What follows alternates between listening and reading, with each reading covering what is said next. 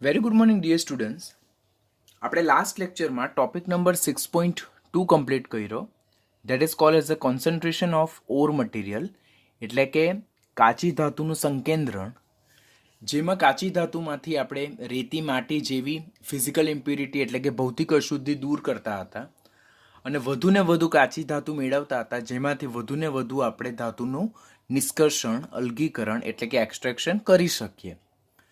હવે સંકેન્દ્રીકરણની 4 પદ્ધતિ, તેમાં પહેલી જલીય પ્રક્ષાલન, બીજું ચુંબકીય અલગીકરણ, ત્રીજું ફીણ-પ્લવન પદ્ધતિ અને ચોથી નિક્ષાલન પદ્ધતિ હતી. તેમાં ફીણ-પ્લવન પદ્ધતિ અને નિક્ષાલન પદ્ધતિ subjective point of view, MCQ point of view, બંને point of view very most important. નિક્ષાલનનું પહેલું ઉદાહરણ બોક્સાઇટમાંથી એ નિર્જલીય એલ્યુમિનિયમનું નિક્ષાલન, તો તે ટોપિક આપણી ટેક્સ્ટબુકમાં ડિટેલમાં એક્સપ્લેન કર્યો છે, પરંતુ મેં તમને લાસ્ટ લેક્ચરમાં એને ખાલી જસ્ટ સ્ટેટમેન્ટ વાઇઝ મેં તમને રિફર કરાવ્યું છે, બિકોઝ જ્યારે એલ્યુમિનિયમનું નિષ્કર્ષણ આપણે જોઈશું ત્યારે એ સેમ ટોપિકને આપણે પાછું ડિટેલમાં લર્ન કરવાનું આવવાનું જ છે, તો ત્યારે એ ટોપિકને હું ત્યારે કમ્પ્લીટ કરાવીશ. હવે આજે ટોપિક નંબર 6.3 આપણે સોલ્વ કરવાના છે, જેને ધાતુનું નિષ્કર્ષણ કહેવામાં આવે છે. હવે સેમ ટોપિક આપણી ટેક્સ્ટબુકમાં પણ છે. નીટ માટે તો કમ્પલસરી કરવાનો જ છે, પરંતુ જીએસઈબી દ્વારા જે સિલેબસ ડિક્લેર કરવામાં આવેલો છે, તો તેમાં પણ ટોપિક નંબર 6.3ને ઇન્ક્લુડ કરેલું છે. માટે સબ્જેક્ટિવ માટે, બોર્ડ માટે, પછી ગુજસેટ માટે અને નીટ માટે ત્રણ પર્પઝથી આપણે ટોપિક નંબર 6.3 સાથે સાથે કરવાનો છે. સ્ટાર્ટ કરીએ ટોપિક નંબર 6.3. સંકેન્દ્રિત અયસ્કમાંથી અપરિષ્કૃત એટલે કે અશુદ્ધ ધાતુનું નિષ્કર્ષણ. ટોપિકનું નામ ધ્યાનથી રીડ કરશું આપણે. સંકેન્દ્રિત અયસ્કમાંથી અપરિષ્કૃત અશુદ્ધ ધાતુનું નિષ્કર્ષણ. આપણે ધાતુ કર્મ વિધિનો ફ્લો ચાર્ટ જોઈ લો. તેનો પહેલો તબક્કો જે હતો તો તે સંકેન્દ્રીકરણ હતું, જેમાં આપણે ભૌતિક અશુદ્ધિ દૂર કરતા હતા અને સંકેન્દ્રીકરણની 4 પદ્ધતિ હતી, જે આપણે લાસ્ટ લેક્ચર સુધી જોઈ. હવે એક વખત કાચી ધાતુનું સંકેન્દ્રીકરણ થઈ ગયું, દેટ મીન્સ અંદરથી જેટલી બી શક્ય હોય તેટલી ભૌતિક અશુદ્ધિ દૂર થઈ ગઈ, તો હવે જે આપણને ધાતુ જે મળવાની છે તેમાંથી આપણે યોગ્ય ધાતુને મુક્ત સ્વરૂપે મેળવવાની હશે, તો તે સ્ટેપને શું કહેવામાં આવે છે? નિષ્કર્ષણ સ્ટેપ કહેવામાં આવે છે. એટલે ટોપિક નંબર 6.3 એ નથિંગ બટ ધાતુનું નિષ્કર્ષણ છે. ધાતુને સંયોજિત સ્થિતિમાંથી બિનસંયોજિત સ્થિતિમાં રૂપાંતર કરવાનું છે. That is extraction of crude metal from the concentrated ore. Topic start કરીએ. સંકેન્દ્રીકરણ બાદ જે આપણને સંકેન્દ્રિત કાચી ધાતુ મળે છે, તેમાં ધાતુ કઈ સ્થિતિમાં હોય? સંયોજિત અવસ્થામાં હોય. સંયોજિત અવસ્થામાં એટલે કે આયન સ્વરૂપે હોય. જેમ કે હું સ્વાલેરાઇટ ઝિંક સલ્ફાઇડની વાત કરું તો ઝિંક સલ્ફાઇડમાં ઝિંક એ Zn+2 આયન સ્વરૂપે છે. ધેટ મીન્સ ઝિંક સલ્ફાઇડમાં ઝિંક એ કમ્બાઇન્ડ સ્ટેટમાં છે. કોની સાથે? સલ્ફાઇડ આયન સાથે. એ મુક્ત સ્વરૂપમાં નથી. તો ધાતુને તેની સંયોજિત અવસ્થામાંથી ધાતુને તેની મુક્ત સ્થિતિમાં રૂપાંતર કરવાનું, એટલે કે ઉદાહરણ તરીકે હું વાત કરું તો એકલું ઝિંક, અહીંયા ઝિંક એકલું છે, એની સાથે બીજું કોઈ પણ અધાતુ તત્વ જોડાયેલું નથી. તો ધાતુને તેની સંયોજિત અવસ્થા એટલે આયન સ્વરૂપમાંથી, કમ્બાઇન્ડ સ્ટેટમાંથી એને બિનસંયોજિત સ્થિતિમાં એટલે કે મુક્ત સ્વરૂપમાં એટલે કે મુક્ત ધાતુ સ્વરૂપે મેળવવાની જે પદ્ધતિ છે તેને શું કહેવામાં આવે છે? નિષ્કર્ષણ કહેવામાં આવે છે. આ નિષ્કર્ષણને જ ધાતુનું અલગીકરણ પણ કહેવામાં આવે છે. That is also cold as a extraction of metal. ધાતુ કર્મ વિધિનો પહેલો તબક્કો સંકેન્દ્રીકરણ, અને સંકેન્દ્રીકરણ કર્યા બાદ જે ધાતુ મળે તે સંકેન્દ્રિત કાચી ધાતુ કહેવાય, જેમાં ધાતુ સંયોજિત અવસ્થામાં કમ્બાઇન્ડ સ્ટેટમાં હોય, મુક્ત અવસ્થામાં નથી હોતી. તો સંયોજિત સ્થિતિમાંથી ધાતુને મુક્ત અવસ્થામાં રૂપાંતર કરવા માટે જે સ્ટેપનો ઉપયોગ કરવામાં આવે છે તેને આપણે નિષ્કર્ષણ એટલે કે અલગીકરણ એટલે કે એક્સટ્રેક્શન કહીએ છીએ. હવે સંકેન્દ્રિત કાચી ધાતુમાંથી ધાતુનું જે નિષ્કર્ષણ જે છે, એક્સટ્રેક્શન છે, that is carried out in 2 step. Step number 1 કયું છે? કે આપણને ધાતુના યોગ્ય ઓક્સાઇડ મેળવવાના. એટલે જે સંકેન્દ્રિત કાચી ધાતુ છે તેને ઓક્સાઇડ સ્વરૂપે રૂપાંતર કરવાનું. શા માટે? તો આપણે જ્યારે ઇન્ડિવિજ્યુઅલ ટોપિક સ્ટાર્ટ કરીએ ત્યારે હું સમજાવીશ. તો પહેલું સ્ટેપ શું છે? ધાતુના યોગ્ય ઓક્સાઇડ મેળવવા. તો ધાતુના યોગ્ય ઓક્સાઇડ કઈ પદ્ધતિથી મેળવી શકે? કેલ્સિનેશન અને ભૂંજન. તો આ એમસીક્યુમાં પૂછાય છે. કે નીચેનામાંથી કઈ પદ્ધતિ દ્વારા ધાતુના આપણે યોગ્ય ઓક્સાઇડ મેળવી શકીએ છીએ? તો ધેટ ઇઝ કેલ્સિનેશન અને ભૂંજન. બીજો MCQ જો અહીંયાથી પૂછાય છે કે કેલ્સિનેશન અને ભૂંજન એ ધાતુ કર્મ વિધિના કયા તબક્કાનો નિર્દેશ કરે છે? તો એ નિષ્કર્ષણનો નિર્દેશ કરે છે. ત્રીજું, કેલ્સિનેશન અને ભૂંજન નો હેતુ શું છે? તો ધાતુના યોગ્ય ઓક્સાઇડ મેળવવા માટે થાય છે. તો સ્ટેપ નંબર 1 આપણે ધાતુના યોગ્ય ઓક્સાઇડ મેળવવાના છે અને ત્યારબાદ ધાતુના યોગ્ય ઓક્સાઇડ મેળવાઈ ગયા બાદ એ ધાતુના ઓક્સાઇડનું યોગ્ય પદ્ધતિ દ્વારા રિડક્શન કરવાનું અને ધાતુને કઈ સ્થિતિમાં મેળવવાની રહેશે? મુક્ત સ્થિતિમાં મેળવવાની રહેશે, જે આપણે નેક્સ્ટ લેક્ચરમાં ડિસ્કશન કરવાના છે. તો નિષ્કર્ષણ 2 સ્ટેપમાં ડિવાઈડ થયેલું છે. સ્ટેપ નંબર 1 જેમાં કેલ્સિનેશન અને ભૂંજન દ્વારા ધાતુના યોગ્ય ઓક્સાઇડ મેળવવાના હોય છે અને સ્ટેપ નંબર 2માં જે આપણને ધાતુના ઓક્સાઇડ મળે છે તેને યોગ્ય રિડક્શન પદ્ધતિ દ્વારા મુક્ત સ્થિતિમાં ધાતુ મેળવવા માટે ઉપયોગમાં લેવામાં આવે છે. બંને સ્ટેપ આપણે 1 by 1 ડિટેલમાં લર્ન કરવાના જ છે, બરાબર. આજના લેક્ચરમાં આપણે સ્ટેપ નંબર 1 જોઈશું ને નેક્સ્ટ લેક્ચરમાં આપણે સ્ટેપ નંબર 2 જોઈશું. સ્ટેપ નંબર 1, ધાતુના યોગ્ય ઓક્સાઇડ મેળવવા. હવે પહેલાં જ મને એમ ક્વેશ્ચન થાય કે સર, શા માટે ધાતુના યોગ્ય ઓક્સાઇડ મેળવવા જરૂરી બને? કેમ આપણી ધાતુ સલ્ફાઇડ સ્વરૂપે જોઈએ તો એમાંથી જ આપણે ધાતુને બિનસંયોજિત એટલે કે મુક્ત સ્થિતિમાં રૂપાંતર ન કરી શકીએ? નહીં. શા માટે નહીં કરી શકીએ? તો સંકેન્દ્રિત કાચી ધાતુ જે છે, સંકેન્દ્રિત અયસ્ક છે, તેને રિડક્શન કરવા પહેલાં શા માટે ઓક્સાઇડમાં રૂપાંતર કરવામાં આવે? બિકોઝ જે ઓક્સાઇડયુક્ત કાચી ધાતુ છે તેનું રિડક્શન કરવું ખૂબ સરળ છે, જ્યારે સલ્ફાઇડયુક્ત કાચી ધાતુનું રિડક્શન કરવું મુશ્કેલ છે. શા માટે તે હું તમને later on neat point of view આપણે કન્સેપ્ટ શીખવાના છે તેમાં શીખવીશ. તો શા માટે ધાતુને ઓક્સાઇડમાં રૂપાંતર કરવું બને? કારણ કે ઓક્સાઇડયુક્ત કાચી ધાતુનું રિડક્શન કરવું વધારે સરળ છે અને એમાંથી ધાતુને બિનસંયોજિત એટલે કે મુક્ત સ્થિતિમાં રૂપાંતર કરવું આપણા માટે સરળ બની જાય. માટે ધાતુને મુક્ત સ્વરૂપે ફ્રી સ્ટેટમાં મેળવવા માટે એટલે કે રિડક્શન કરવા પહેલાં ધાતુના આપણે યોગ્ય ઓક્સાઇડ મેળવવા જરૂરી બને છે. હવે ઉપરોક્ત હેતુસર આપણે જે સંકેન્દ્રિત કાચી ધાતુ જો ઓક્સાઇડ સ્વરૂપે ન હોય એટલે કે સલ્ફાઇડ ઓર કાર્બોનેટ સ્વરૂપે હોય તો તેમને પહેલાં કેલ્સિનેશન ઓર ભૂંજન જેવી પદ્ધતિ દ્વારા તેને યોગ્ય ઓક્સાઇડમાં રૂપાંતર કરવામાં આવે છે. હું શું કહેવા માંગુ છું, તમને ખ્યાલ આવ્યો હશે કે આપણે નિષ્કર્ષણ, અલગીકરણ એટલે કે એક્સટ્રેક્શનનું સ્ટેપ નંબર 1 જોઈએ છે, જેમાં આપણે ધાતુના યોગ્ય ઓક્સાઇડ મેળવવાના છે. શા માટે ધાતુના યોગ્ય ઓક્સાઇડ મેળવવાના છે? બિકોઝ ધાતુના ઓક્સાઇડનું રિડક્શન સરળતાથી થાય. તો જે ઓક્સાઇડ સ્વરૂપે જો ધાતુ હોય તો તેમાંથી ધાતુને મુક્ત સ્વરૂપે એટલે કે બિનસંયોજિત સ્થિતિમાં મેળવવાનું આપણા માટે સરળ થઈ જાય. તો જો કાચી ધાતુ ઓક્સાઇડ સ્વરૂપે જ હોય તો તેના માટે આ સ્ટેપ કરવાની જરૂરિયાત રહેતી નથી. પરંતુ જો ધાતુ સલ્ફાઇડ સ્વરૂપે હોય ઓર કાર્બોનેટ સ્વરૂપે હોય તો that means it is not available in oxide form. તો સૌ પ્રથમ જો ધાતુ કાર્બોનેટ ઓર સલ્ફાઇડ સ્વરૂપે ઓર હાઇડ્રોક્સાઇડ સ્વરૂપે હોય તો તેને પહેલાં આપણે ઓક્સાઇડ સ્વરૂપમાં રૂપાંતર કરવાનું, બિકોઝ એનું રિડક્શન સરળ બનાવવા માટે. અને ત્યારબાદ જે ઓક્સાઇડ સ્વરૂપની કાચી ધાતુ છે તેને સ્ટેપ નંબર 2 રિડક્શન પદ્ધતિ દ્વારા મુક્ત ધાતુમાં ધાતુને ફેરવવાની રહી છે. તો સ્ટેપ નંબર 1માં આપણે કાચી ધાતુ જો સલ્ફાઇડ ઓર કાર્બોનેટ ઓર હાઇડ્રોક્સાઇડ સ્વરૂપે હોય તો એને સૌપ્રથમ ઓક્સાઇડ સ્વરૂપમાં કન્વર્ટ કરવામાં આવે છે અને જો સંકેન્દ્રિત કાચી ધાતુ ઓક્સાઇડ સ્વરૂપે જ હોય તો તેના માટે આ સ્ટેપને શું કરવામાં આવે છે? સ્કીપ કરવામાં આવે છે. ધેટ મીન્સ ઓક્સાઇડ સ્વરૂપની કાચી ધાતુ માટે કેલ્સિનેશન અને ભૂંજન સ્ટેપ કરવાની જરૂરિયાત રહેતી નથી. હવે ધાતુના ઓક્સાઇડ મેળવવાનું તેમાં પણ પહેલી પદ્ધતિ છે જે છે કેલ્સિનેશન, જેને જ નિસ્થાપન કહેવામાં આવે છે. પોઈન્ટ નંબર 1, કેલ્સિનેશન જેને શું કહેવામાં આવે છે? નિસ્થાપન કહેવામાં આવે છે. હવે અહીંયાથી MCQ પૂછાય કે કેલ્સિનેશન નીચેનામાંથી ધાતુ કર્મ વિધિના કયા હેતુ માટે વપરાય? તો કેલ્સિનેશન એ ધાતુના નિષ્કર્ષણનો એક અગત્યનો તબક્કો છે જેમાં કાચી ધાતુ જે છે તેને ઓક્સાઇડ સ્વરૂપમાં કન્વર્ટ કરવામાં આવે. કેલ્સિનેશન એટલે શું?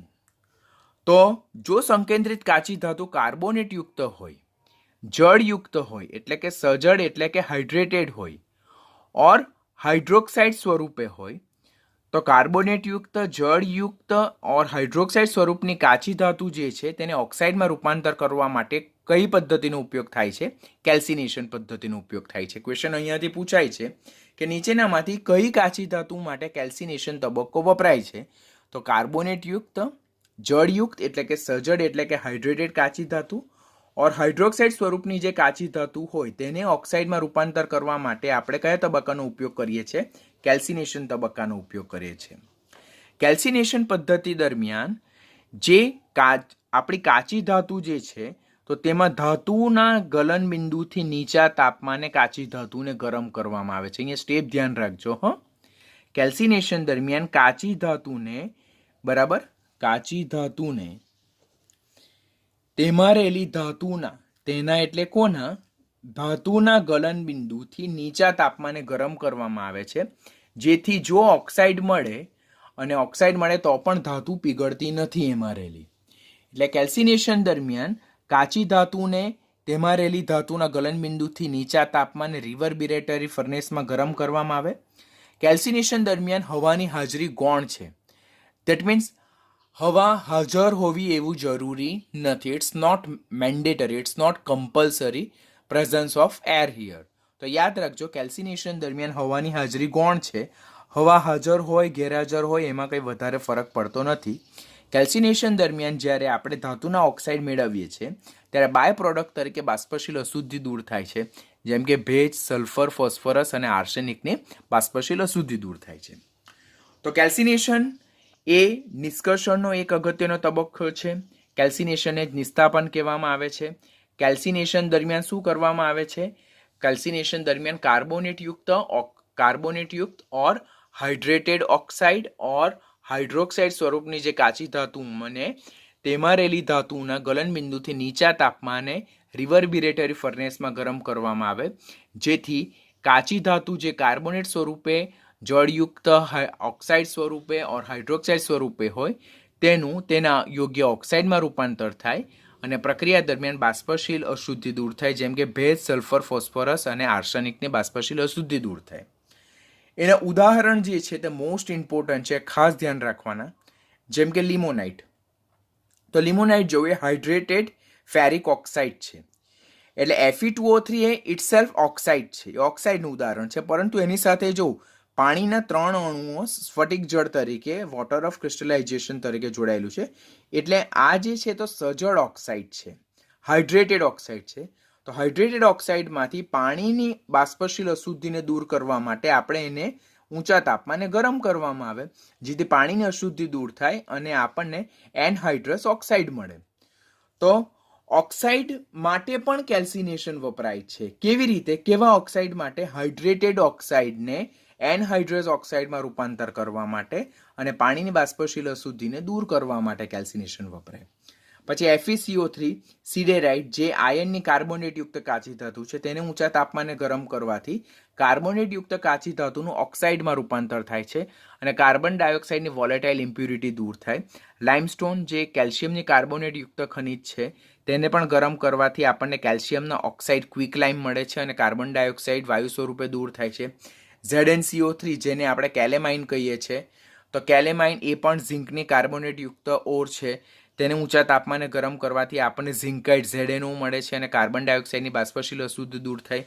તેવી જ રીતે CaCO3 × MgCO3, જેને આપણે ડોલોમાઇટ કહીએ, તો ડોલોમાઇટને પણ ઊંચા તાપમાને ગરમ કરવામાં આવે તો તેમાં કેલ્શિયમ અને મેગ્નેશિયમની કાર્બોનેટ યુક્ત જે ખનિજ છે તેને કેલ્શિયમ અને મેગ્નેશિયમના ઓક્સાઇડ સ્વરૂપે રૂપાંતર કરવામાં આવે અને કાર્બન ડાયોક્સાઇડને 2 અણુ દૂર થાય. અને એવી જ રીતે CuCO3 × CuOH2, જેને કહેવામાં આવે છે મેલેકાઇટ. તો મેલેકાઇટ એ કોપરની કાર્બોનેટ યુક્ત અને હાઇડ્રોક્સાઇડ યુક્ત કાચી ધાતુ છે, જેને પણ ઊંચા તાપમાને ગરમ કરવામાં આવે તેમાંથી આપણને ક્યુપ્રિક ઓક્સાઇડ મળે છે અને પાણી અને કાર્બન ડાયોક્સાઇડની બાષ્પશીલ અશુદ્ધિઓ દૂર થાય છે. તો આપણે કુલ જે 6 ઉદાહરણ જોયા, તો 6 ઉદાહરણમાં લેમોનાઇટ જે છે તો તે સજળ ઓક્સાઇડ છે, એટલે હાઇડ્રેટેડ ઓક્સાઇડ છે. બાકીના કાર્બોનેટ અને હાઇડ્રોક્સાઇડ સ્વરૂપે જોવા મળે. આમ કેલ્સિનેશન પદ્ધતિ દરમિયાન જે હાઇડ્રેટેડ ઓક્સાઇડ છે ઓર કાર્બોનેટ યુક્ત કાચી ધાતુ છે ઓર હાઇડ્રોક્સાઇડ સ્વરૂપની જે કાચી ધાતુ છે તેને તેમના અનુવર્તી ઓક્સાઇડમાં રૂપાંતર કરવામાં આવે અને પાણી અને કાર્બન ડાયોક્સાઇડ જેવી બાષ્પશીલ અશુદ્ધિઓ અહીંયા શું થાય છે? દૂર થાય છે. આમ આ પદ્ધતિથી આપણે ધાતુના યોગ્ય ઓક્સાઇડ મેળવીએ. શા માટે યોગ્ય ઓક્સાઇડ મેળવવા જરૂરી બને? બિકોઝ જે ઓક્સાઇડ મળે છે તો તે છિદ્રાળુ મળે છે અને એનું રિડક્શન આપણે સરળતાથી કરી શકીએ અને ધાતુને આપણે રિડક્શન પદ્ધતિ દ્વારા યોગ્ય મુક્ત ધાતુ સ્વરૂપમાં રૂપાંતર કરી શકીએ. માટે આપણે ઓક્સાઇડ મેળવવા જરૂરી બને અને તેના માટેનો પહેલો તબક્કો ઓવર થાય તે કયો છે? કેલ્સિનેશન, જેને જ નિસ્તાપન કહેવામાં આવે છે. ધાતુના યોગ્ય ઓક્સાઇડ મેળવવાનો બીજો તબક્કો જેને ભૂંજન ઓર રોસ્ટિંગ કહેવામાં આવે. Very important. નીટમાં 1 ઓર 2 વખત આના રિલેટેડ ક્વેશ્ચન પૂછાયેલા છે. Be careful. આપણે કેલ્સિનેશન અને ભૂંજન બંને સ્ટેપનો જ ધાતુના યોગ્ય ઓક્સાઇડ મેળવવા માટે ઉપયોગ કરીએ છીએ. તો what is the difference between calcination and roasting? તો કેલ્સિનેશન દરમિયાન કાર્બોનેટ યુક્ત ખનિજ ઓક્સાઇડ હાઇડ્રેટેડ ઓક્સાઇડ સ્વરૂપની કાચી ધાતુ અને હાઇડ્રોક્સાઇડ સ્વરૂપની જે કાચી ધાતુ છે તેનું યોગ્ય ઓક્સાઇડમાં રૂપાંતર થાય. જ્યારે ભૂંજન દરમિયાન સલ્ફાઇડયુક્ત કાચી ધાતુને તેના યોગ્ય ઓક્સાઇડમાં રૂપાંતર કરવા માટે ઉપયોગમાં લેવામાં આવે. એટલે ભૂંજન ખાસ કોના માટે વપરાય છે? તો એ સલ્ફાઇડયુક્ત કાચી ધાતુને ઓક્સાઇડમાં રૂપાંતર કરવા માટે ખાસ વપરાય. આ લાઈન ખાસ યાદ રાખજો, ધેટ્સ અ ઇમ્પોર્ટન્ટ લાઈન. ભૂંજનનો ઉપયોગ, ભૂંજન એ શાનો નિર્દેશ કરે છે? ધાતુ કર્મ વિધિના કયા તબક્કાનો નિર્દેશ કરે છે? ધાતુ કર્મ વિધિના સેકન્ડ સ્ટેપ નિષ્કર્ષણ, ધેટ ઇઝ એક્સટ્રેક્શન, જેને જ ધાતુનું અલગીકરણ કહેવાય, તે સ્ટેપનો નિર્દેશ કરે છે. બીજું એ કયા સબ સ્ટેપમાં આવે? તો એ કેલ્સિનેશન અને ભૂંજન એટલે કે યોગ્ય ઓક્સાઇડ મેળવવા માટેની પદ્ધતિમાં ભૂંજનનો સમાવેશ થાય છે. કેલ્સિનેશન દરમિયાન હવાની હાજરી ગૌણ હતી, જ્યારે ભૂંજન દરમિયાન કમ્પલસરી હવાની હાજરી હોવી જરૂરી છે. શા માટે? તો હું લેટર એન્ડ જ્યારે તમને એક્ઝામ્પલ સમજાવીશ ત્યારે હું એની સાથે સમજાવીશ. તો ભૂંજન અને કેલ્સિનેશનનો જો તફાવત પૂછે તો તફાવતના 2 મુદ્દા ખાસ યાદ રાખવાના. કેલ્સિનેશન એ કાર્બોનેટ યુક્ત, પછી હાઇડ્રોક્સાઇડ યુક્ત અને જળયુક્ત ઓક્સાઇડને ઓક્સાઇડમાં રૂપાંતર કરવા માટે વપરાતી પદ્ધતિ છે. જ્યારે ભૂંજન એ સલ્ફાઇડયુક્ત કાચી ધાતુને તેના યોગ્ય ઓક્સાઇડમાં રૂપાંતર કરવા માટે વપરાતી નિષ્કર્ષણનો એક તબક્કો છે. કેલ્સિનેશન દરમિયાન હવાની હાજરી ગૌણ છે, that means presence or absence of air ચાલે, બરાબર, પરંતુ ભૂંજન દરમિયાન કમ્પલસરી હવાની હાજરી હોવી જરૂરી છે. હવે ભૂંજન દરમિયાન શું થાય? તો સલ્ફાઇડયુક્ત કાચી ધાતુ જે છે તેને પરાવર્તની ભઠ્ઠી, જેને રિવર્બિરેટરી ફર્નેસ કહેવામાં આવે, તેમાં જે ધાતુ છે તેના ગલનબિંદુથી નીચા તાપમાને ગરમ કરવામાં આવે, જેથી સલ્ફાઇડયુક્ત કાચી ધાતુ જે છે તે ઓક્સાઇડમાં રૂપાંતર પામે અને સલ્ફર ડાયોક્સાઇડ વાયુ શું થાય છે? છૂટો પડે છે. હવે અહીંયાથી આ ક્વેશ્ચન પૂછવામાં આવે કે ભૂંજન સ્ટેપ નીચેનામાંથી કયા સાધનમાં કરવામાં આવે? તો પરાવર્તની ભઠ્ઠી કરવામાં આવે. હવે આપણી ટેક્સ્ટબુકમાં ક્લિયરલી મેન્શન કરેલું છે કે ભૂંજન સ્ટેપ એ પરાવર્તની ભઠ્ઠીમાં કરવામાં આવે, જ્યારે કેલ્સિનેશન શેમાં કરવામાં આવે છે તેવું મેન્શન નથી કરેલું, પણ જે સ્ટાન્ડર્ડ રેફરન્સ બુક જે નીટ અને જેઈની છે તેમાં ઓલરેડી મેન્શન કરેલું છે કે calcination is also carried out in a reverberatory furnace, અને તેમાં પણ ધાતુના જે કાચી ધાતુ છે તેમાં ધાતુને તેના ગલનબિંદુથી નીચા તાપમાને ગરમ કરવામાં આવે, પરંતુ તેમાં કાર્બન ડાયોક્સાઇડની અશુદ્ધિ દૂર થાય, જ્યારે આમાં સલ્ફર ડાયોક્સાઇડની અશુદ્ધિ દૂર થાય છે. પછી આ જે અહીંયા સલ્ફર ડાયોક્સાઇડ વાયુ ઉત્પન્ન થાય છે તો that's a harmful gas because it is initiator of acid rain. તો તેને વાતાવરણમાં ડાયરેક્ટ છૂટો ન મૂકતા, મુક્ત ન કરતા તેને આપણે સલ્ફ્યુરિક એસિડની બનાવટમાં ઉપયોગમાં લેવામાં આવે, જેથી વાતાવરણનું પ્રદૂષણ એટલે કે એસિડ રેઇનને આપણે અટકાવી શકીએ છીએ. આપણે ધાતુ કર્મ વિધિ જોયેલું તો ત્યારે આપણે જોયેલું કે ધાતુ કર્મ વિધિ દરમિયાન આપણે અવેલેબિલિટી એટલે કે કાચી ધાતુ કેટલા પ્રમાણમાં પૃથ્વીના પેટાળમાંથી અવેલેબલ છે તે આપણે મુદ્દાને પણ ધ્યાનમાં લેવાનું થાય. ઇકોનોમિક અને જે સાયન્ટિફિક મેથડ એટલે કે ઔદ્યોગિક દ્રષ્ટિએ સાનુકૂળ હોય એવી પદ્ધતિનો આપણે ઉપયોગ કરવાનો થાય, અને વાતાવરણ ન જોખમાય તેવા તબક્કાને પણ ધ્યાનમાં લેવામાં આવે. તો ભૂંજન સ્ટેપ દરમિયાન સલ્ફાઇડયુક્ત જે કાચી ધાતુ છે તેને ઓક્સાઇડમાં રૂપાંતર કરીએ, કારણ કે સલ્ફાઇડયુક્ત કાચી ધાતુનું રિડક્શન સરળતાથી થતું નથી, આપણે લેટર લાસ્ટ લેક્ચરમાં જોયું છે, પરંતુ ઓક્સાઇડયુક્ત જે કાચી ધાતુ છે તેનું રિડક્શન સરળતાથી થાય, માટે સલ્ફાઇડયુક્ત કાચી ધાતુને ફર્સ્ટ ભૂંજન એટલે કે રોસ્ટિંગ સ્ટેપ દ્વારા ઓક્સાઇડમાં રૂપાંતર કરવામાં આવે, પરંતુ એમ કરવાથી સલ્ફર ડાયોક્સાઇડ વાયુ ઉત્પન્ન થાય. એ સલ્ફર ડાયોક્સાઇડ વાયુ ઉત્પન્ન થાય તો પણ ચિંતા કરવાની જરૂરિયાત નથી, તેને આપણે વાતાવરણમાં મુક્ત ન કરવાનું, don't release in atmosphere, rather than it should be utilize in production of sulphuric acid, જેથી આપણે એન્વાયરમેન્ટલ જે પોલ્યુશન છે, એસિડ રેઇન છે, તેવી સમસ્યાને શું કરી શકીએ છીએ? અટકાવી શકીએ છીએ. તો ભૂંજન સલ્ફાઇડયુક્ત કાચી ધાતુને ઓક્સાઇડમાં રૂપાંતર કરવા માટે વપરાય. હવાની હાજરી મુખ્ય છે. રિવરબિરેટરી ફર્નેસમાં કરવામાં આવે. ધાતુના ગલન બિંદુથી નીચા તાપમાને ગરમ કરવામાં આવે. સલ્ફર ડાયોક્સાઇડ વાયુ છૂટો પડે છે અને એ જે સલ્ફર ડાયોક્સાઇડ વાયુ જે બને તેનો આપણે સલ્ફ્યુરિક એસિડની બનાવટમાં ઉપયોગ કરવાનો હોય છે. હવે ભૂંજનના ઉદાહરણ કે નીચેનામાંથી આપણને સમીકરણ આપશે એ લોકો. ક્વેશ્ચનને ટ્વિસ્ટ કેવી રીતે કરવામાં આવે તો they will give us equation. તો એ એક ઇક્વેશન આપે ને એમ કે આમાંથી કયું ઇક્વેશન જે છે, આપણે 4 ઓપ્શન હોય તો 4 ઓપ્શનમાં જુદા જુદા સમીકરણો ઇક્વેશન આપેલા હોય ને કે આમાંથી કયું સમીકરણ ભૂંજન તબક્કાનો નિર્દેશ કરે છે. તો આપણે વિચારવાનું કે ભૂંજન એટલે શું? સલ્ફાઇડનું ઓક્સાઇડમાં રૂપાંતર થાય. આપણે જસ્ટ એટલું જ યાદ રાખવાનું. પ્રક્રિયક બાજુ સલ્ફાઇડ હોવો જોઈએ અને નિપજ સાઇડ ઓક્સાઇડ અને બાય પ્રોડક્ટ તરીકે સલ્ફર ડાયોક્સાઇડ છૂટો પડવો જોઈએ. તે સ્ટેપને શું કહેવામાં આવે છે? ભૂંજન કહેવામાં આવે છે. કેલ્સિનેશન જો આપણે ચેક કરવું હોય તો પ્રક્રિયક સાઇડ કાર્બોનેટ હોવું જોઈએ, ક્યાં જળયુક્ત ઓક્સાઇડ હોવું જોઈએ, ક્યાં હાઇડ્રોક્સાઇડ હોય, અને જે નિપજ સાઇડ જે છે તે ઓક્સાઇડ હોવા જોઈએ. તે કમ્પલસરી નિર્જલીય એટલે કે એનહાઇડ્રસ ઓક્સાઇડ હોવા જોઈએ અને સાથે સાથે પાણી ઓર કાર્બન ડાયોક્સાઇડ જેવી બાષ્પશીલ અશુદ્ધિ દૂર થતી હોવું જોઈએ. તો તે કેલ્સિનેશનનું ઉદાહરણ છે.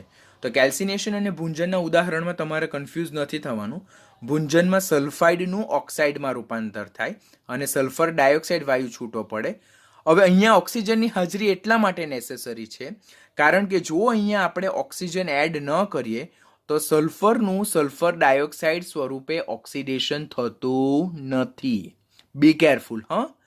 Y oxygen is compulsory during the roasting step. શા માટે ભૂંજન દરમિયાન ઓક્સિજનની હાજરી અનિવાર્ય છે? તો જો ભૂંજન દરમિયાન આપણે ઓક્સિજન ન ઉમેરીએ, હવા ન ઉમેરીએ, તો તે સલ્ફાઇડ એટલે ધાતુના સલ્ફાઇડમાં જે સલ્ફર છે તેનું સલ્ફર ડાયોક્સાઇડ સ્વરૂપે ઓક્સિડેશન કરી શકતું નથી. ને જો સલ્ફાઇડનું સલ્ફર ડાયોક્સાઇડ સ્વરૂપે રૂપાંતર નહીં થાય તો ધાતુના ઓક્સાઇડ નહીં મળે આપણને. બીકોઝ ભૂંજન દરમિયાન સલ્ફાઇડનું સલ્ફર ડાયોક્સાઇડ સ્વરૂપે ઓક્સિડેશન થાય, બરાબર છે.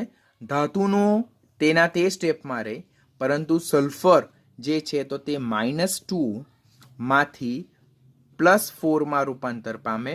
એટલે કે એનું શું થાય છે? -2 માંથી +4 માં ઓક્સિડેશન થાય છે.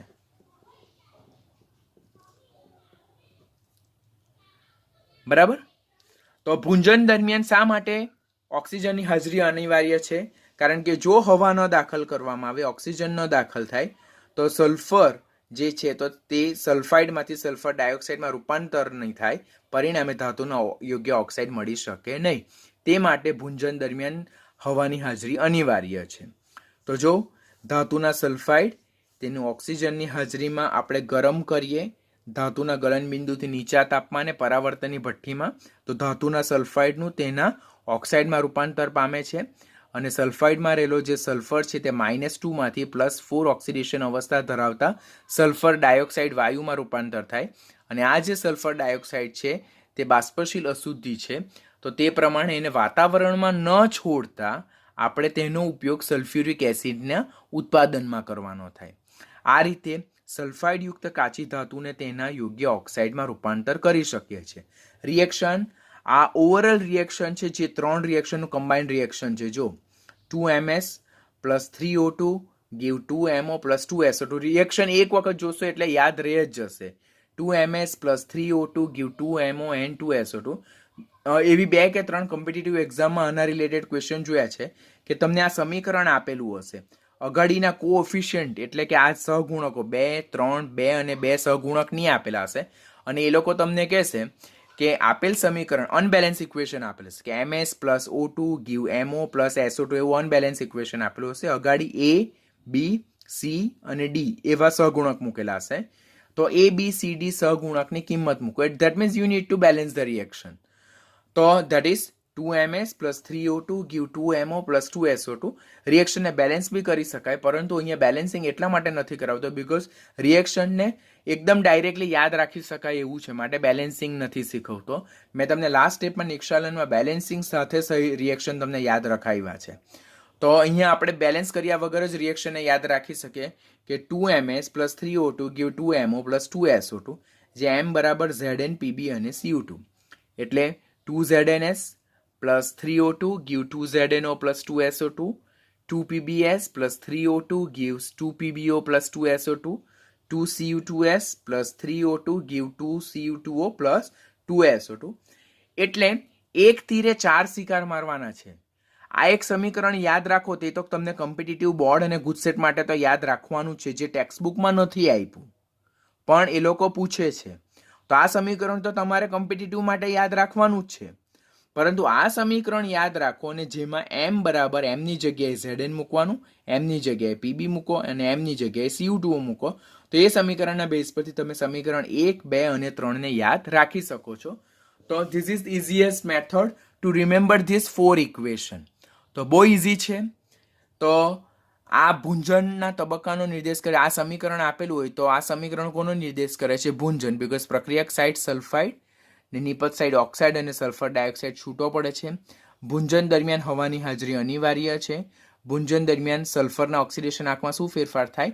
-2 માંથી +4, એટલે 6 ઓક્સિડેશન આંકનો વધારો થાય, એટલે અહીંયા સલ્ફરનું ઓક્સિડેશન થાય છે. યાદ રાખજો, ટેક્સ્ટબુકમાં બધા જ સ્ટેટમેન્ટ મેન્શન નથી અને કોમ્પિટિટિવમાં પૂછાય છે.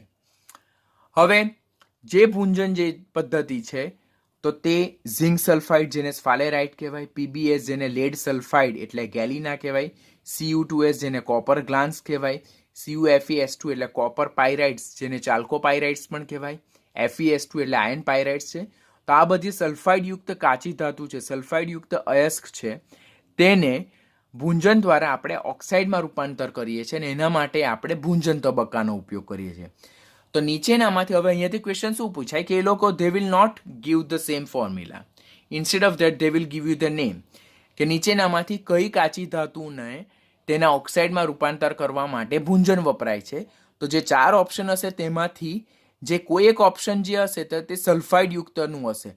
તો એ લોકો ઝિંક સલ્ફાઇડ અને લેડ સલ્ફાઇડ એવું નહીં આપશે. એ લોકો ક્યાં સ્ફાલેરાઇટ આપશે, ગેલિના આપશે, કોપર ગ્લાન્સ આપશે, ચાલ્કોપાયરાઇટ્સ આપશે, આયર્ન પાયરાઇટ્સ આપશે. તો એવા 4માંથી કોઈ એક ઓપ્શન હશે તો એ બધા જ જે છે તો સલ્ફાઇડ યુક્ત કાચી ધાતુના ઉદાહરણ છે. તો સલ્ફાઇડ યુક્ત કાચી ધાતુને ઓક્સાઇડમાં રૂપાંતર કરવા માટે ભૂંજન સ્ટેપ વપરાય છે. ટેક્સ્ટબુકમાં બહુ ઓછું મેન્શન કરેલું છે, પણ કોમ્પિટિટિવ લેવલથી જો આપણે ડેપ્થમાં જો ટોપિકને લર્ન કરીએ તો ઈચ એન્ડ એવરી લાઇન પર આપણને કોમ્પિટિટિવ લેવલના MCQ બને એવું છે, માટે આપણે ટોપિકને ડિટેલમાં જોઈએ છે. કેલ્સિનેશન અને ભૂંજન જે છે, બંને સ્ટેપ જે છે, પહેલું આપણે કેલ્સિનેશન જોયું અને ભૂંજન, બંને જ આપણે ધાતુના યોગ્ય ઓક્સાઇડ મેળવવા માટે ઉપયોગમાં લઈએ છીએ. બંને સ્ટેપને અંતે જે મિશ્રણ મળે છે તે કેવું બને છે? છિદ્રાળુ બને છે, પોરસ નેચરનું બને. અને પોરસ નેચરનું બને માટે એનું ફર્ધર રિડક્શન ઇઝી થઈ જાય. આ પદ્ધતિ બંને પદ્ધતિ દરમિયાન બાષ્પશીલ અશુદ્ધિઓ દૂર થાય અને જે આપણું મિક્સચર એટલે કે જે આપણું ઓર મટીરિયલ જે છે, અયસ્ક જે છે, તો કેમિકલી મોડિફાઈડ થાય એટલે ઓક્સાઇડમાં રૂપાંતર થાય, જેથી તેનું રિડક્શન કેવું બને છે? સરળ બને છે. તો આ બધું જ આપણે લર્ન કર્યું કોના વિશે? સલ્ફાઇડના ભૂંજન માટે. રોસ્ટિંગમાં એક બીજું પણ એક વસ્તુ યાદ રાખજો કે રોસ્ટિંગના રિલેટેડ જ્યારે ક્વેશ્ચન પૂછાય ને તો roasting is generally carried out in reverberatory furnace, એટલે પરાવર્તનની ભઠ્ઠીમાં ખાસ થાય. પણ ઘણી વખત જો આપણને વાત ભઠ્ઠી આપી હોય, જેને આપણે બ્લાસ્ટ ફર્નેસ કહીએ, જે તમે 10thમાં વાત ભઠ્ઠી વિશે લર્ન કર્યું હશે, લોખંડનું આયર્નનું નિષ્કર્ષણ, તો બ્લાસ્ટ ફર્નેસ જો ઓપ્શનમાં આપેલી હોય તો એ પણ સાચું ગણવાનું.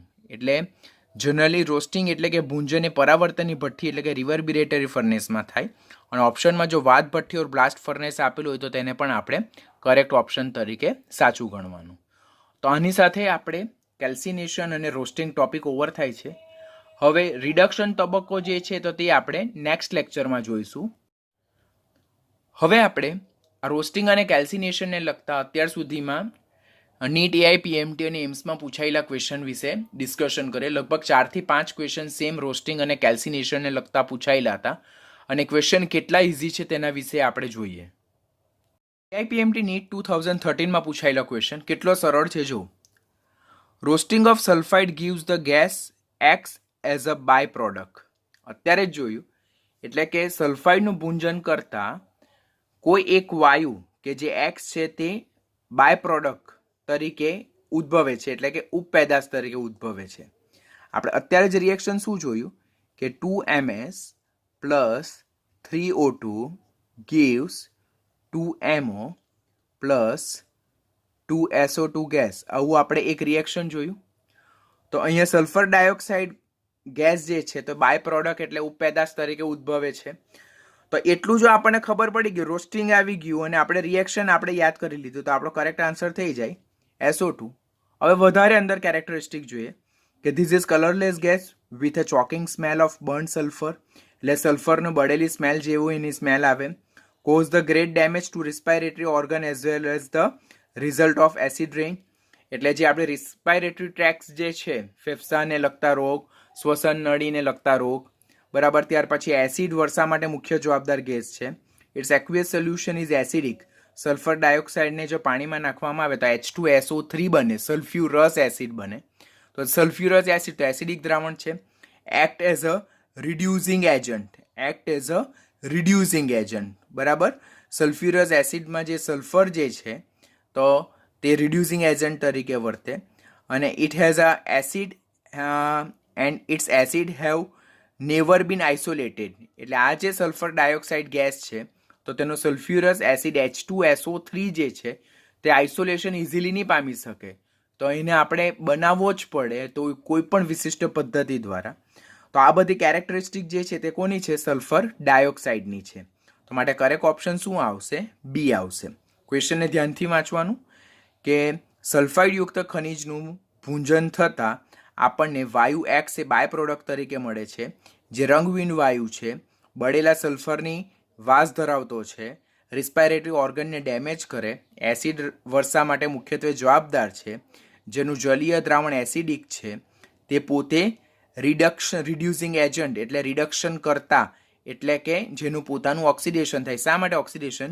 બિકોઝ સલ્ફર ડાયોક્સાઇડમાં સલ્ફરનો ઓક્સિડેશન આંક +4 છે, જ્યારે સલ્ફરની સ્થાયી ઓક્સિડેશન અવસ્થા કેટલી છે? +6 છે, જે આપણે પી વિભાગ ચેપ્ટર શીખીશું ત્યારે આપણે લર્ન કરશું. તો માટે સલ્ફર ડાયોક્સાઇડ એ રિડક્શન કરતા તરીકે વર્તે અને its acid has never been isolated. Sulphurous acid જે છે, સલ્ફર ડાયોક્સાઇડને પાણીમાં નાખવાથી આપણને સલ્ફ્યુરસ એસિડ બને, H2SO3, અને શું કહેવામાં આવે? સલ્ફ્યુરસ એસિડ. અને શું કહેવામાં આવે? સલ્ફ્યુરસ એસિડ. અને આ સલ્ફ્યુરસ એસિડ જે છે તેને કોઈ પણ દિવસ આઇસોલેટ કરી શકાય નહીં. તો એ બધી જ કેરેક્ટરિસ્ટિકોની છે સલ્ફર ડાયોક્સાઇડની. તો ક્વેશ્ચન નંબર 10 કે જે EIPMT NEET 2013માં પૂછેલો છે તેમાં કરેક્ટ આન્સર શું આવશે? B, that is sulphur dioxide. AIIMS 2009માં પૂછાયેલો question, calcination is use in metallurgy for removal of, એટલે ધાતુકર્મ વિધિમાં કેલ્સિનેશનનો ઉપયોગ શા માટે કરવામાં આવે? કોના રિમૂવલ માટે? Water and sulphide, water and CO2, CO2 and H2S અને H2O એન્ડ H2S. અત્યારે જ જોયું કે જનરલી કેલ્સિનેશન એ કોના માટે વપરાય? તો જળયુક્ત ઓક્સાઇડને નિર્જલીય બનાવવા માટે. તો તે દરમિયાન પાણીની બાષ્પશીલ અશુદ્ધિ દૂર થાય. ઓર કાર્બોનેટ યુક્ત જે કાચી ધાતુ છે તેને ઓક્સાઇડ સ્વરૂપે કન્વર્ટ કરવા માટે. તો ત્યારે કાર્બન ડાયોક્સાઇડની બાષ્પશીલ અશુદ્ધિ દૂર થાય. એટલે બંને તબક્કામાં કાર્બન ડાયોક્સાઇડ અને પાણી જેવી બાષ્પશીલ અશુદ્ધિ દૂર થાય. તો ક્વેશ્ચન નંબર જે 19 જે એમ્સ 2009માં પૂછેલું છે તેમાં આન્સર બી આવશે.